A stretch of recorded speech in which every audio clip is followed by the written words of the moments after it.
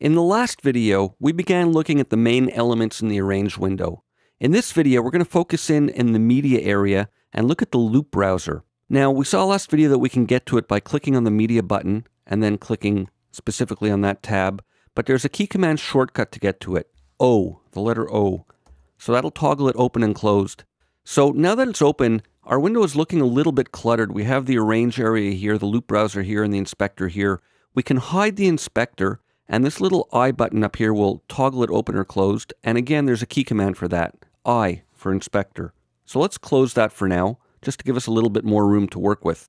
Now, the loop browser is a little database for sorting and organizing and working with Apple loops. Apple loops are a specific type of audio file that are flagged with special tags that allow them to be played back at different tempos depending on the project tempo and in different keys. And Logic Studio ships with a large collection of Apple loops that can be organized and sorted through in this window. So let's look briefly at the elements.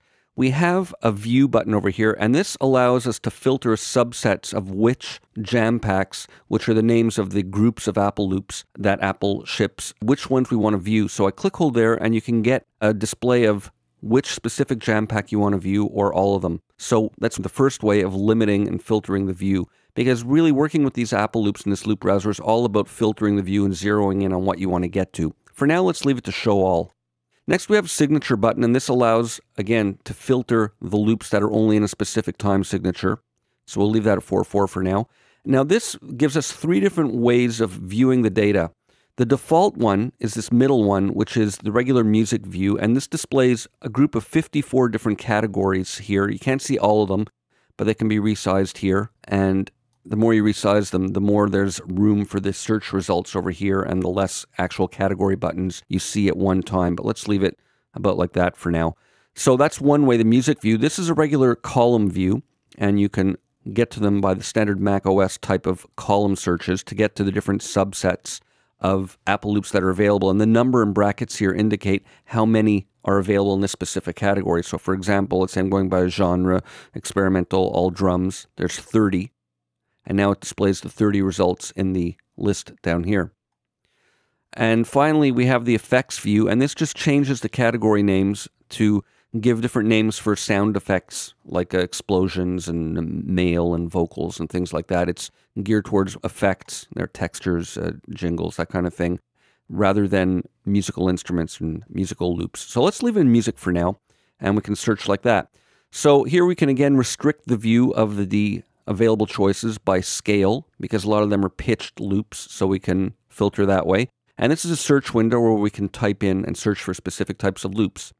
So the way this works is you click on a category button, and the search results will be displayed here. For example, if I click on kits, it's going to present me with a list of all the drum kits here.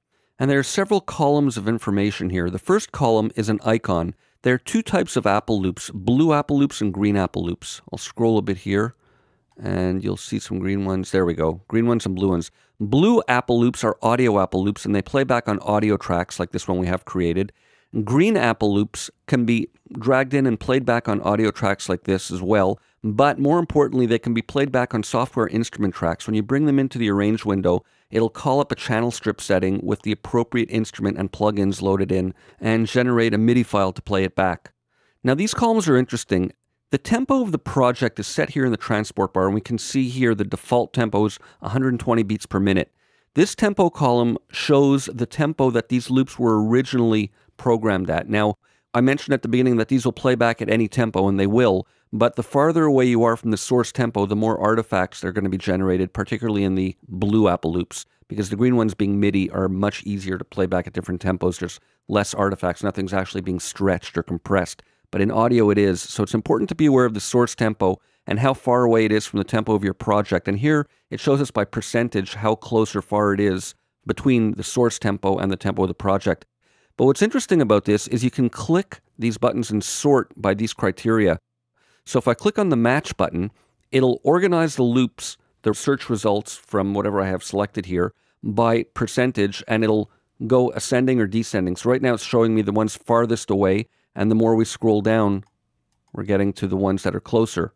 And all the way at the bottom will be 100. And you can just click this again and flip it. So you get the loops that are closest to the tempo you're looking for at the top of the list. And this works well because it brings up the best choices at the top. So to audition the loops, you just click on them and click again to stop playback. Or you can use the space bar. And you can use the arrow keys to move around. Now, a little word about auditioning these loops. The level can be controlled here with this slider. But let's look at what that's actually doing. I'm going to open our mixer button. And we're going to see here, let me click the all button. And we're going to see here that the pre-listen channel is the channel that plays back the loops from the Apple Loop. When I play this, you'll see the pre-listen channel there. And this controls the level of that pre-listen channel.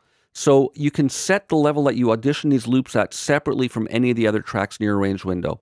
So let's leave it down a little bit like that now, -4.8. And I'm going to close that up.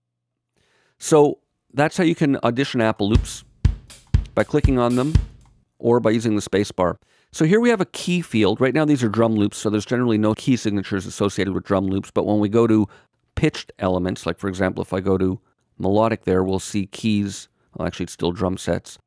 Now's a good time to show you the reset button. Let's click this and reset the entire search display. And now let's click melodic. And it's going to show us a subset of Apple loops that are tagged with the adjective melodic. And here we see the keys now. And if we scroll over more, we'll see beats. It shows how many beats are contained in the Apple loop. So 16 beats in 4/4 time means it's 4 bars long. And this column is interesting. It's a favorites column. You can tag Apple loops to be favorites, so they'll appear in your favorite list when you click on this tab over here. So it's a great way if you're searching through Apple loops for a project of flagging them in order to revisit them later and identify them that way. Another way of searching these Apple loops, let's click reset here, reset, is to control click any of these categories. If you control click or right click, you can control what is going to be displayed in this particular field. That just switched to electronic now. You can go to instruments. Let's say I want to hear all male vocals there. So you can customize the order and what you want displayed in your palette of buttons here. So there's an overview of the loop browser. Experiment, click on some sounds, audition them, get a feel for what's there. And in the next video, I'm going to show you how to bring some into the arrange window and start putting a little arrangement together. See you soon.